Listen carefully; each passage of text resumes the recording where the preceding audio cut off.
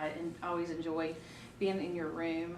You have created an environment that children really feel safe in, and they feel safe to take risk, and there's just an energy. Anytime I'm in your classroom, there is just such a special energy, and I really mean that. This is just, you've just created a really nice place for children to learn, and I just love coming in your classroom. Tell me, how do you think things went?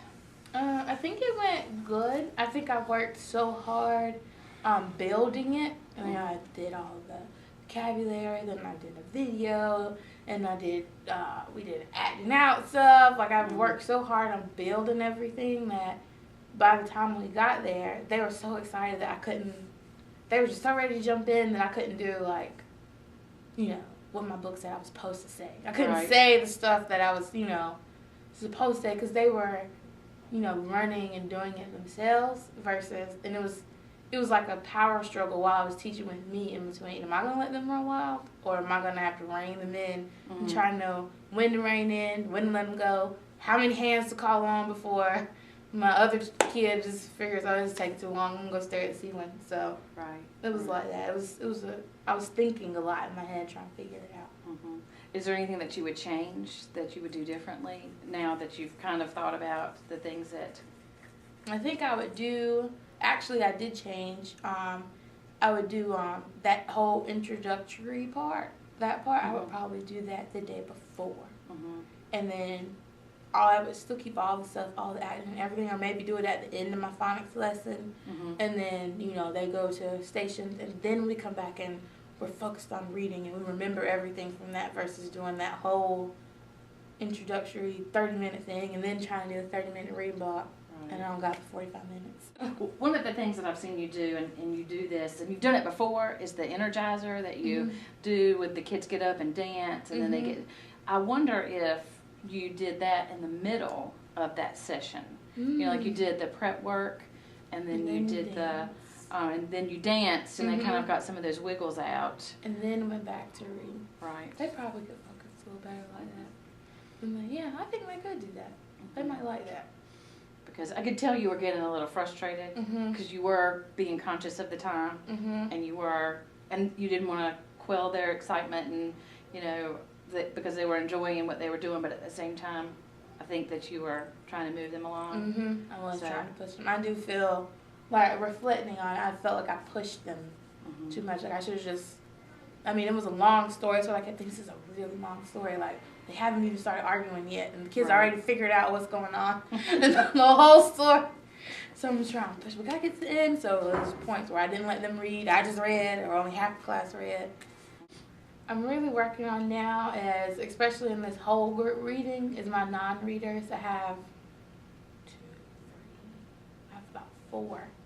And they're non-readers, just very struggling. And then to end these stories, just to make sure that they don't give up in the middle of a 45-minute reading lesson when they can't read. That's what they say to them. I don't know how to read, Ms. Parker.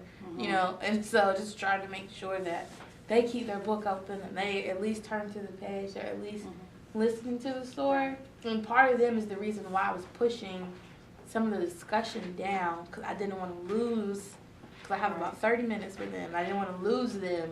And that's why all of that stuff in the beginning, that was for them. My upper kids and my middle, they didn't need it. That was for 4 kids, That was for 4 kids, so they could understand Picky, so they could understand that the story was about a fight, so they could, see it all the way, so they would actually listen to me when I read it versus...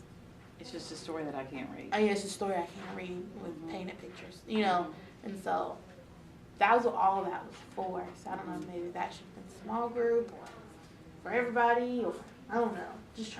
Just trying to make sure that they are engaged. Right. Yeah, don't get lost in the midst of not being able to read during when everybody else in the class can read out loud and everybody else can tell me what's going on. For them not to just be looking at the page numbers, What are some other things that you do with them? I heard you mention small group. That when you get to get the 4 of them together and do some small group instruction. I would love to do that. I would love to get them together before the lesson, introduce everything, and then show it. I guess in the ideal classroom situation, I would do that. But I just have to figure out how to do it, because my kids are jealous. Well, they over there. You know, so See, they love you so much. So I That's try your, to- again, that's your strength. Yeah. But I like that strategy. I like and that, you know, I heard you say that only 4 of them need that, Mhm. which you did before. Mhm. And, you know, I think that you're going that way. It sounds Mhm. like that you're thinking about how can I address those 4? How can we do all that together in a small Mhm. group? And then when you know, get together with that large group, Mhm. then you could just do the things that they need instead of Mhm. having to back up for just these 4. Instead of having an hour-long lesson for Mhm. 8 different levels of kids. Mhm. Yeah. So it sounds like you're thinking about it. It sounds like that's what you're working on. Cause But I like that. Rough, girl. 2 years ago, that reading lesson.